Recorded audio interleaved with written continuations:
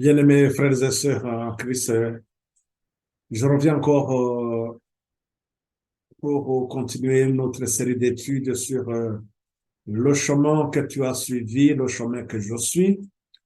Ce chemin, nous devons l'examiner, voir si réellement le sentier est éclairé par Christ.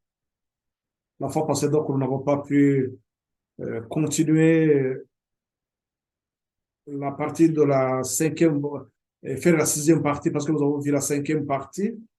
Dans la cinquième partie, il était question de voir comment l'Église que Dieu a approuvée, donc là, là, je parle de Philadelphie, cette Église qui a mis en place les fondements et que s'est-il passé pour que nous tombions dans la tiédeur. Avant de continuer, nous allons nous mettre dans les mains du Seigneur pour que Christ continue à vous accompagner partout où vous êtes.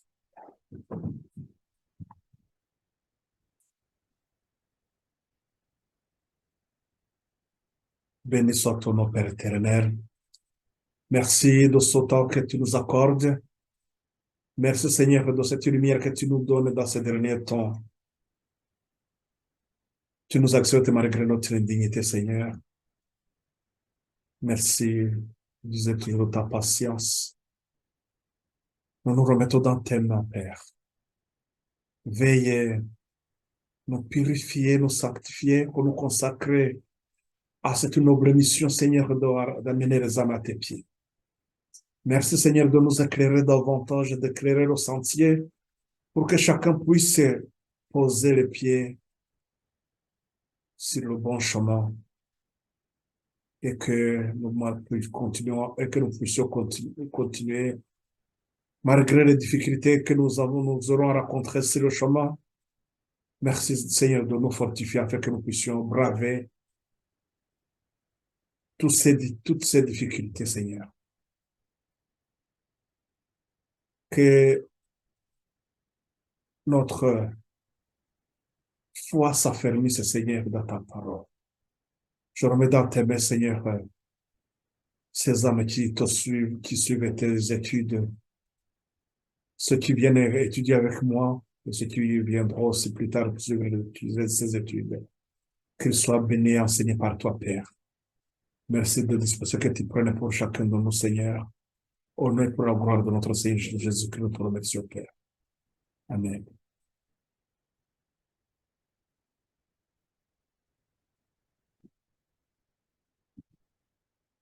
Et donc, comme je vous disais, nous avons eu cette série d'études, la cinquième étude on était en train de voir comment l'Église que Dieu a approuvée est tombée dans la tiédeur. Nous avons vu les difficultés, donc je vous ai parlé, je vous ai lu des textes, mais comme ceux qui me suivaient sur Zoom, donc vous n'aviez pas pu avoir le texte. Même comme je vous disais que comme étudiant assidu, vous pouvez même le retrouver vous-même, mais je vais faciliter aussi à ceux qui ne peuvent pas peut-être trouver facilement. Je vais vous donner ces textes, mais je ne ferai pas de commentaires.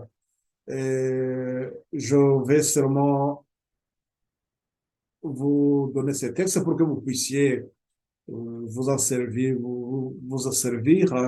Et ce que vous pourrez peut-être vous pouvez faire aussi le capture d'écran ou ceux qui n'ont pas de livres pour comme ça au moins vous allez comprendre réellement que ce que nous sommes en train de dire, ce que nous sommes en train de lire, ce sont, ce ne sont pas nos écrits, ce sont les écrits, les témoignages que Christ donne à son Église, les réprimandes. Et d'abord, je vais vous partager l'écran, ceux qui nous suivent sur Zoom. Euh,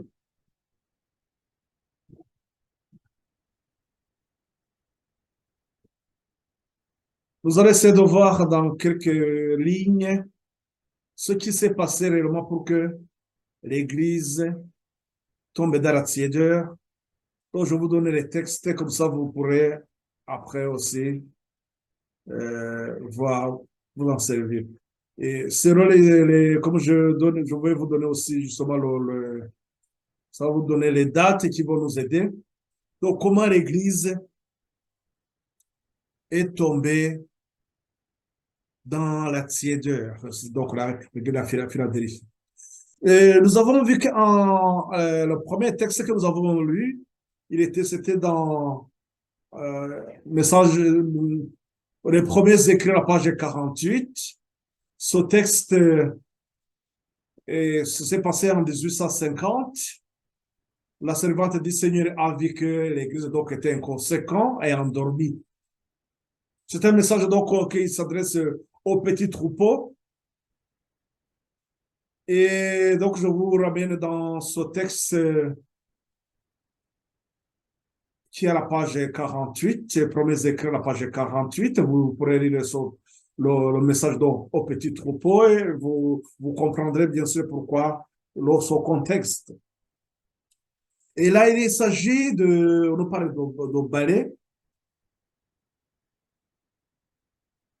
On nous dit que le 26 janvier 1850, le Seigneur m'a donné une vision que je vais vous relater. J'ai vu que certains enfants de Dieu sont inconséquents et endormis ou seulement endormis et veillés. Ils ne comprennent pas l'importance du temps où nous vivons, que l'homme chargé du balai est arrivé et que quelques-uns risquent d'être balayés. Cette image du balai, il est en rapport aussi avec le songe de Miller que vous pouvez lire aussi à la page 82, les premiers écrits. Quand Miller il parle d'un songe qu'il a eu, il a vu comment il faudrait balayer pour pouvoir rassembler les joyaux qui étaient dispersés dans la poussière. Je reviendrai sur ça puisque nous verrons avec ce qui se passe avec cette dernière génération dans laquelle nous sommes, cette dernière génération qui prépare l'amplification du message du troisième ange, il faudrait encore rassembler, ramener la vérité dans sa place, restaurer la vérité, et c'est ce qui est en rapport aussi avec le balai en question. Et donc en 1850, il voit que les gens sont inconséquents et endormis, ou bien même ceux qui sont, il y a d'autres qui sont seulement demi-éveillés. Nous avons vu que donc nous devons, et nous sommes normalement appelés à être des sentinelles, appelés à être témoins. C'est le témoignage volume 3, la page 344. On nous dit que nous avons un sens tout particulier. Les adventistes ont été suscités pour être des sentinelles et des portes-lumière. Mais là, nous venons de voir que c'était considéré comme donc endormi, inconséquent ou moitié éveillé. Le dernier avertissement pour un monde qui périt leur a été confié. La parole de Dieu projette sur eux une lumière bruissante. Leur tâche est d'une importance capitale. Quelle est cette tâche? C'est la proclamation des messages des trois anges, le message du premier, du deuxième et du second, et du troisième, le message du troisième ange. On nous dit qu'aucune œuvre ne peut lui être comparée, rien ne doit en détourner notre attention. Je pense que sur ça, au moins, nous comprenons pourquoi nous avons une grande responsabilité en tant que sentinelles, ceux-là qui doivent avertir les autres. Ce texte nous pousse aussi à être séparés. Nous devons être séparés du monde. Ce texte, je vous ai lu ça. Nous avons vu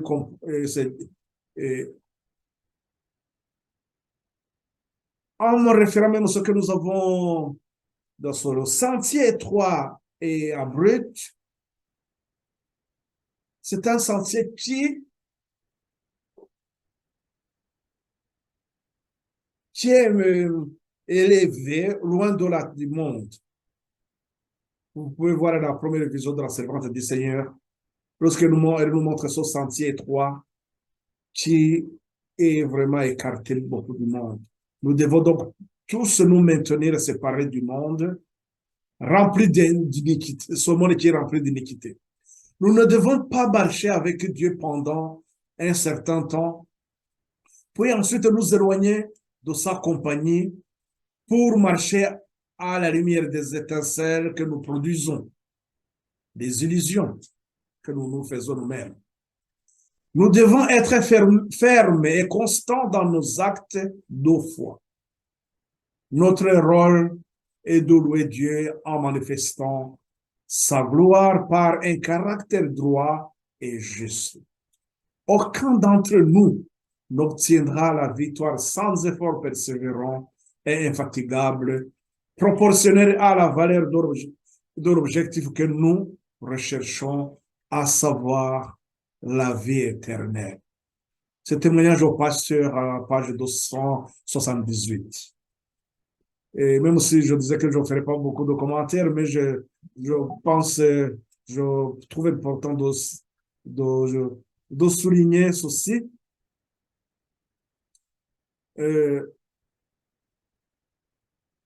Nous devons être fermes et constants dans nos actes de foi.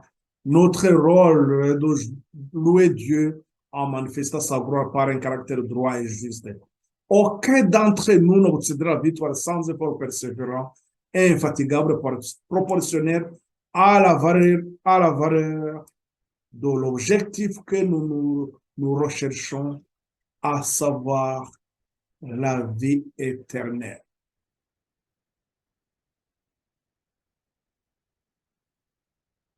Pour cela, nous devons marcher dans la lumière.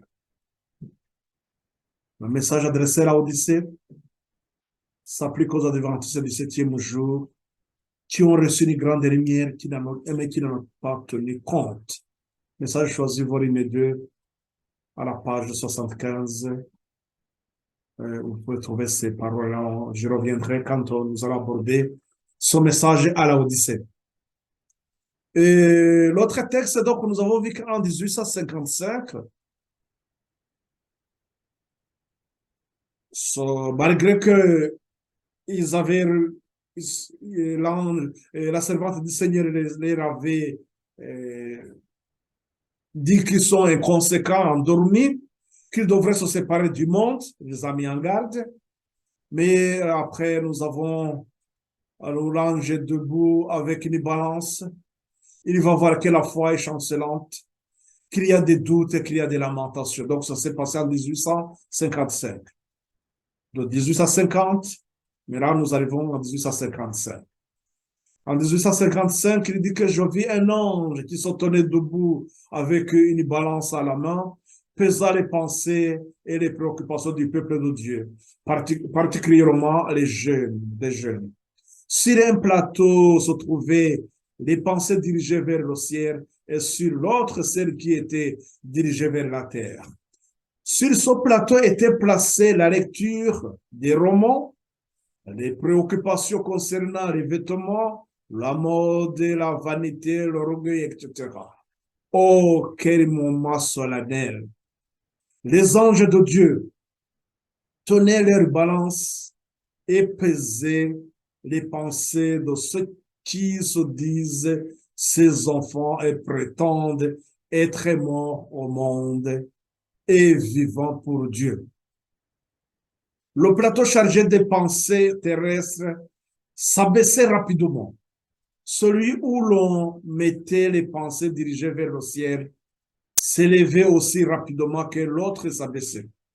Comme il était peu chargé, je peux dire que j'ai vu, mais je ne pourrai jamais rendre la vive et solennelle impression que cela fit sur mon esprit. L'ange dit, de telles personnes ne pourront-elles pénétrer dans les demeures célestes? Non, jamais. Dis-leur que leur espoir est vain et que si elles ne se repentent aussitôt, elles périront. Témoignage volume 1 à la page 22. C'est là où nous avons ces paroles. D'autres paroles que nous avons vu que juste un mois après, le 20 novembre 1855, il a vu que l'Esprit du Seigneur s'était retiré de l'Église et après donc la tiédeur va s'installer en 1855. Le 20 novembre 1855, tandis que j'étais en prière, l'Esprit du Seigneur s'emparant soudain de moi avec puissance et j'ai eu une vision. Je vis que l'Esprit du Seigneur s'était retiré de l'Église. Les serviteurs de Dieu avaient placé une confiance exagérée dans la force de leur argumentation, de leur argument, et ne s'étaient pas fermement reposés sur Dieu comme il l'aurait dû.